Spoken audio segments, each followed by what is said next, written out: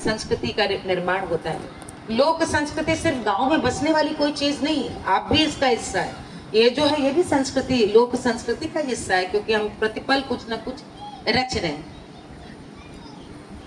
खत्म होती जा रही है, आप ये पूछ रही थी जी। क्या ऐसा लगता है कि आगे ये बढ़ पाएगी क्योंकि चीजें खत्म हो रही हैं? क्या नहीं, क्या चीज खत्म? मुझे तो कुछ खत्म होते नहीं दिखता। हाँ बिल्कुल, मुझे कुछ खत्म होते नहीं दिखता। अभिव्यक्ति के तरीके बदल सकते हैं। आज जब से देखिए सोशल मीडिया है, लोगों को लगा कि अब लोग फेसबुक आया, लोग लिखने लगे, तो लोगों ने कहा किताबें बंद हो जाएंगी। हर पुस्तक मेले में रिकॉर्ड भीड़ आती है पहले की अपेक्षा। लोग जब हिंदी का उनको की पैड मिला लिखने का, लोग वो चीजें लिखने लगे, वो चीजें दिखाने लगे। कभी लाइब्रेरी में बताना पड़ता था कि धोबिया लोक विधा क्या है। जब से डिजिटलाइजेशन हुआ, एक गांव में लड़का बोलता, अरे हमरो घरे तो यही के धोबिया कहल जाला, ए बाबू तनी नाच के दिखावा, तनी हम लोगन के दिखाई।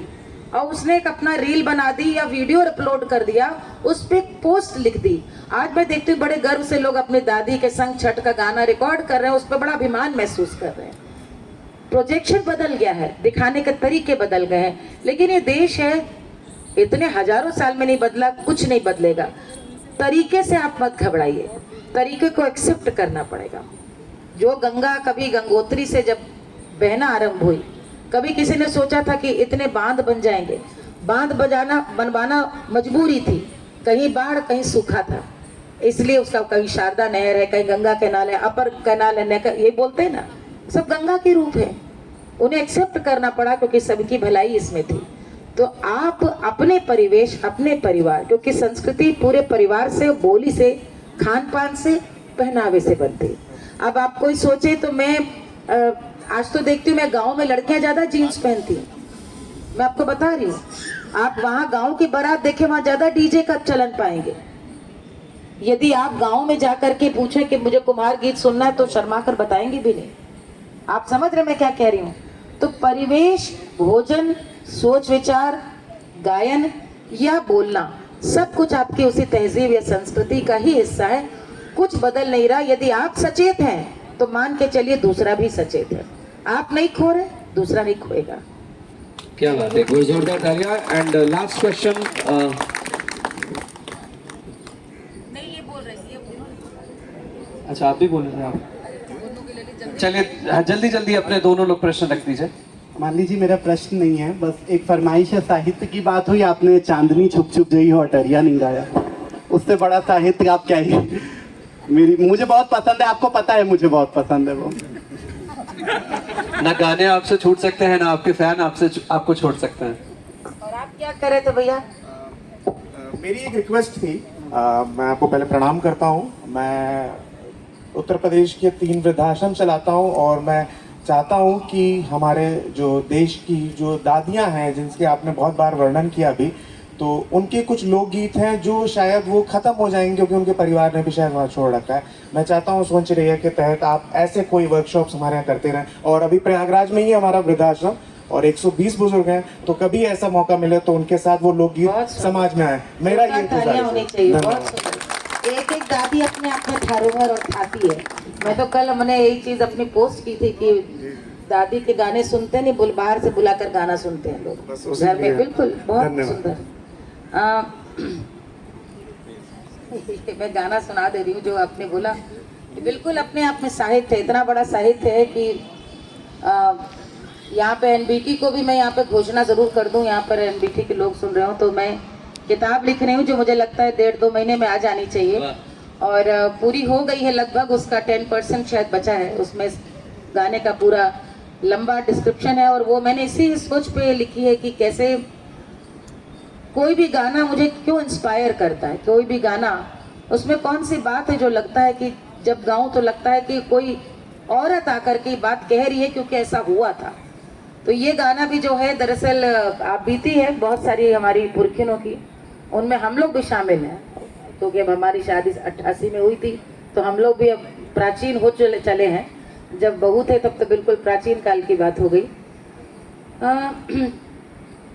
चांदनी छिप छिप जई हो अटरिया, चांदनी छिप छिप जई हो अटरिया, चांदनी छिप छिप जई हो अटरिया, चांदनी छिप छिप जई हो अटरिया, दिन की बैरन सास ननदिया, रात की जुनहैया अटरिया, रात की जुनहैया। नए बच्चों को पता जुनहाई किसे कहते हैं? नहीं पता है, साहित्य पढ़ो इसलिए किताब खरीदो। चांदनी दिन की बैरन सास ननदिया, और रात को ये अटरिया पे चांदनी रात की, जैसे कल पूर्णिमा थी ना, कल के लिए बिल्कुल मुफीद गाना। हाँ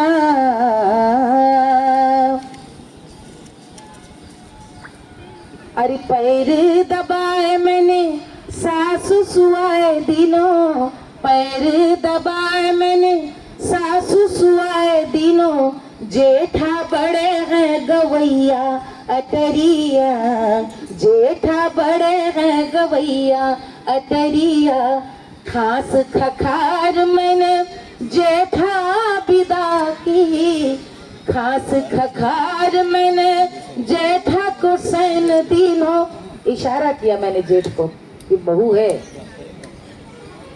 ननदी बड़ी है लड़ैया अटरिया, ननदी बड़ी है लड़ैया अटरिया, कंगना पहनाए मैंने ननदी विदा की, कंगना पहनाए मैंने ननदी विदा की नो, देवरा बड़े हैं पढ़ैया अटरिया, देवरा बड़े हैं पढ़ैया अटरिया, घड़िया पहनाए मैंने देवरा विदा की नो,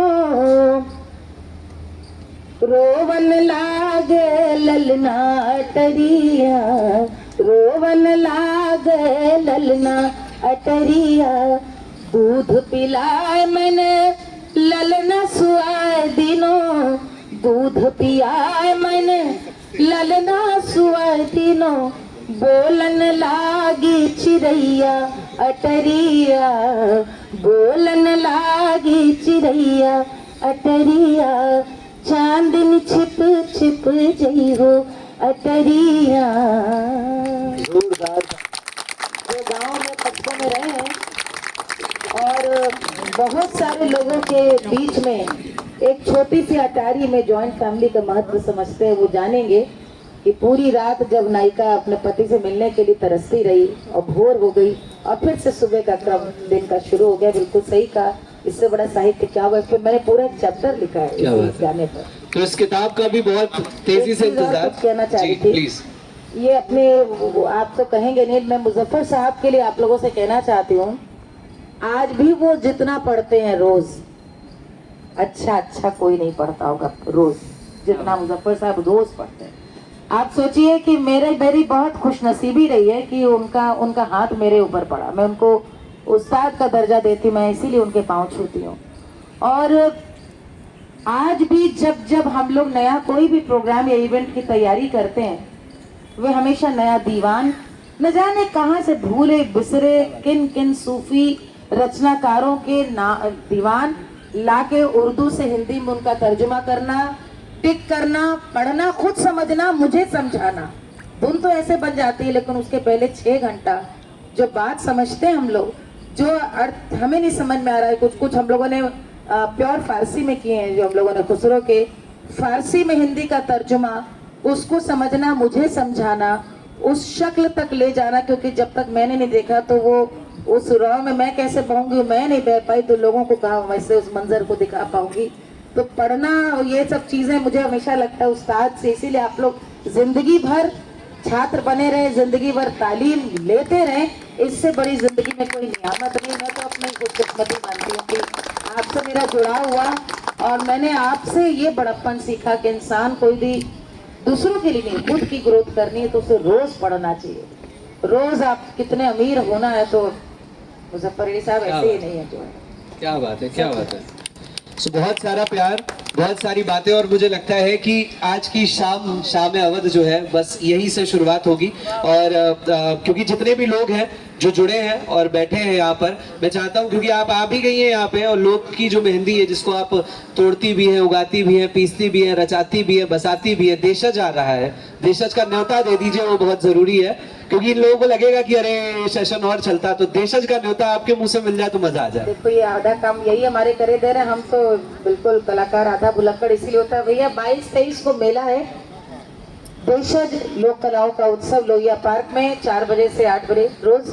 आप लोग जरूर आइए, पूरे देश भर के कलाकार है। 22 को मास्टर सलीम प्रोग्राम देने आ रहे हैं। मुझे मालूम है कि दलजीत दुशान दिए टिकट, जिसको न मिले हमारे यहाँ जाना और हमारे यहाँ सलीम को सुन के वहाँ चाहे चले जाना, क्योंकि सलीम की माँ की भेंट या आप लोगों को अज होना दीदार मैया का, अज होना दीदार। तो आपको कमाल कमाल चीजें उस दिन सुनने को मिलेंगी। और महाराष्ट्र से, असम से, केरल से, हर बार की तरह हरियाणा से, राजस्थान से, मध्य प्रदेश से कमाल कमाल के लोग कलाकार उपस्थित होंगे। तो सालाना जलसा है, आपका जलसा है 22 और 23 नवंबर लोहिया पार्क, जरूर है। बहुत बहुत धन्यवाद मैम यहाँ पर आने के लिए, और आप सभी का बहुत बहुत धन्यवाद, और एनबीटी को बहुत बहुत धन्यवाद आज के इस लोक और साहित्य में यहाँ पर रंग जमाने के लिए। बहुत बहुत धन्यवाद।